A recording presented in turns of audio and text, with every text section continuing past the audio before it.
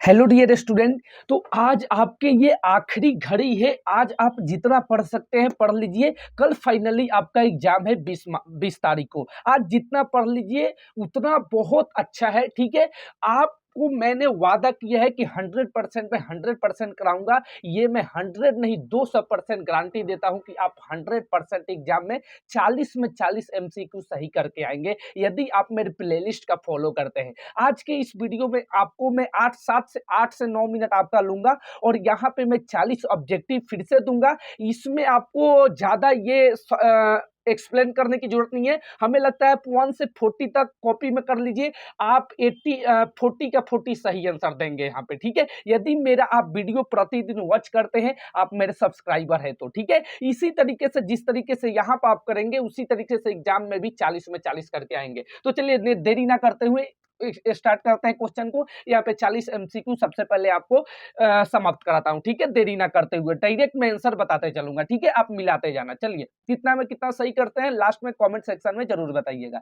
चलिए first number question है, सामाजिक उपबंध नामक पुस्तक के लेखक कौन थे? सामाजिक उपबंध नामक पुस्तक के लेखक कौन थे? तो याद रखेगा रूसो। ठीक है, ऑप्शन ए रूसो। चलिए सेकंड क्वेश्चन है, जालियांवाला बाग की घटना कब हुई थी? बताइए 13 अप्रैल 1919 ईस्वी में। ठीक है, चलिए तीसरा है, म्युत्सेपे मेजनी का जन्म कब हुआ था?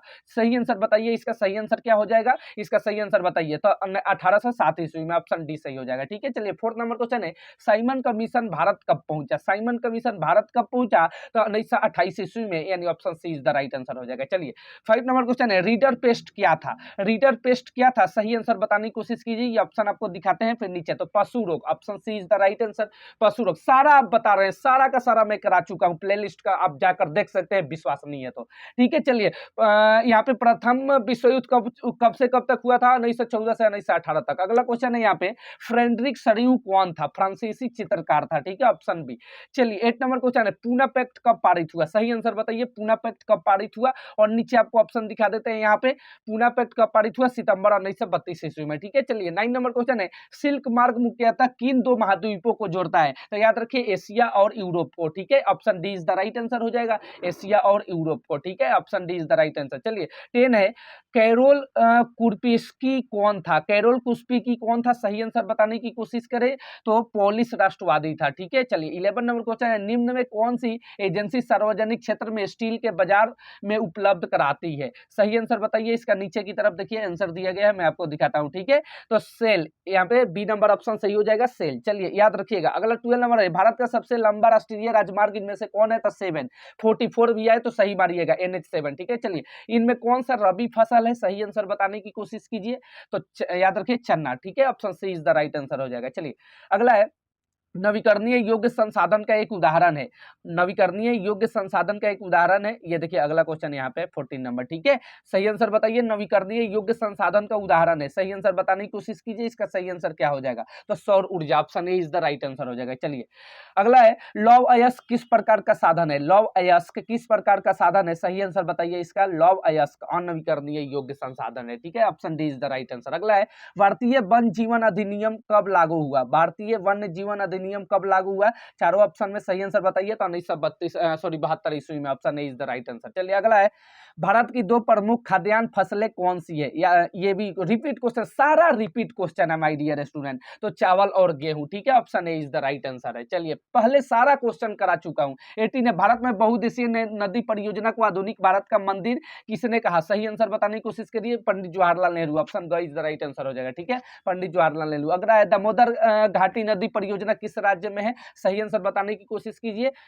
झारखंड, हमारा प्यारा झारखंड। ठीक है, option A is the right answer. चलिए 20 नंबर, सरोवर बांध इनमें से कौन सा राज्य प्रभावित करता है? इनमें से सभी, महाराष्ट्र, मध्य प्रदेश, गुजरात, इनमें से सभी हो जाएगा, ऑप्शन घ is the right answer. Jharkhand का राज्य का गठन 2000 ईस्वी में हुआ था। ठीक है, गैर लोकतांत्रिक देश कौन सा है? पाकिस्तान। याद रखना, रिपीट क्वेश्चन है, सारा रिपीट क्वेश्चन है। ठीक है, गैर लोकतांत्रिक देश पाकिस्तान, याद रखना, पाकिस्तान है, मार देना। ठीक है, चलिए सारा यहाँ पर रिपीट क्वेश्चन आपका आ रहा है A to Z। ठीक है, आप मेरे यदि सब्सक्राइबर है तो एक भी क्वेश्चन हमें नहीं लगता है कि 40 में आप कम करके आएंगे। ठीक है, चलिए अगला है, भारतीय जनता पार्टी का मुख्य प्रेरक सिद्धांत क्या है? सही आंसर बताने की कोशिश कीजिए। ये चारों ऑप्शन आपके सामने।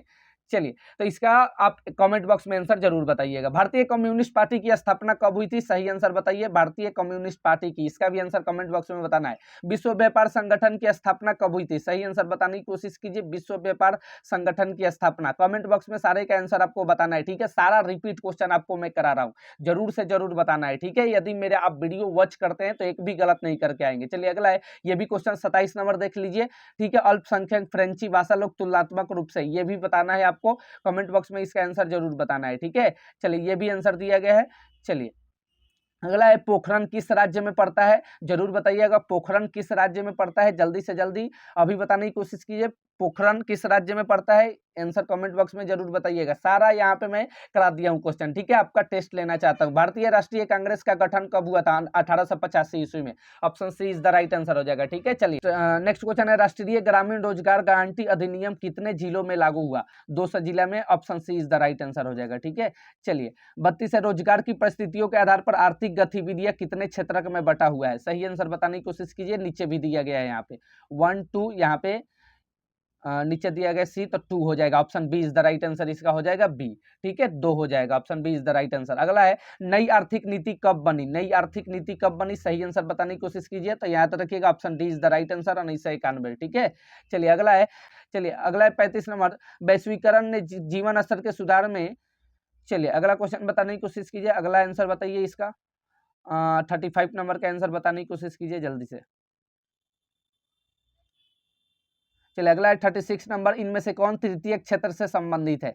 सही आंसर बताइए इसका। सभी का मैं सभी रिपीट क्वेश्चन आ रहे हैं यहाँ पे, ठीक है। जरूर से जरूर कमेंट करके बताइएगा, ठीक है। इनमें से कौन तृतीय क्षेत्र से संबंधित है? तो बैंक सेवाएं, क्योंकि ये सेवा करती है, ठीक है। तृतीय क्षेत्र को सेवा क्षेत्र भी कहते हैं। अगला है, विश्व व्यापार संगठन का मुख्यालय कहाँ है? जिनेवा, ये मुँह पर याद होगा सबके, ठीक है। Geneva, option A is the right answer. विश्व व्यापार संगठन का मुख्यालय जिनेवा में, ठीक है। चलिए अगला है 38 नंबर, ऋण के औपचारिक स्रोतों में शामिल नहीं है, ठीक है। सही आंसर बताइए। बैंक, नियोक्ता, सहकारी समिति, ठीक है, और इनमें से कोई नहीं। सही आंसर बताइए। ऋण के औपचारिक स्रोतों में शामिल नहीं है, नियोक्ता, ठीक है। Option B is the right answer. ये आपका एक न्यू क्वेश्चन अब भी आया, ठीक है।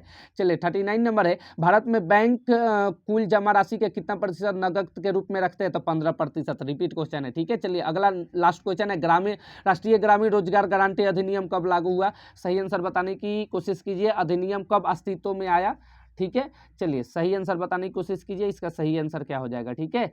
चलिए कमेंट बॉक्स में जरूर से बताइए इसका सही आंसर 2005 ईस्वी में, ठीक है।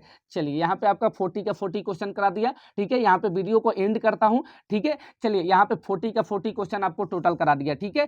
चलिए अब इसके बाद नेक्स्ट में मैं आपको सब्जेक्टिव आज देने की कोशिश करूंगा, ठीक है। आप पूरा प्लेलिस्ट का फॉलो कीजिए, 100% पूरा वीडियो को देखिए। आप मतलब बताते हैं 40 में 39 नहीं करके आएंगे, 40 में 40 करके आएंगे, ये मेरी गारंटी है, ठीक है। प्लेलिस्ट का जरूर फॉलो कीजिए। चैनल पे नए हैं तो चैनल को जल्दी से सब्सक्राइब कर लीजिए, ताकि सभी वीडियो का नोटिफिकेशन सबसे पहले आप तक पहुंचे। इसके बाद सब्जेक्टिव लेकर आ रहा हूं, सबसे पहले आप तक पहुंचे। ऑब्जेक्टिव अभी दे दिया, ठीक है। चलिए मिलते हैं नेक्स्ट वीडियो में, तब तक के लिए good bye, love you all.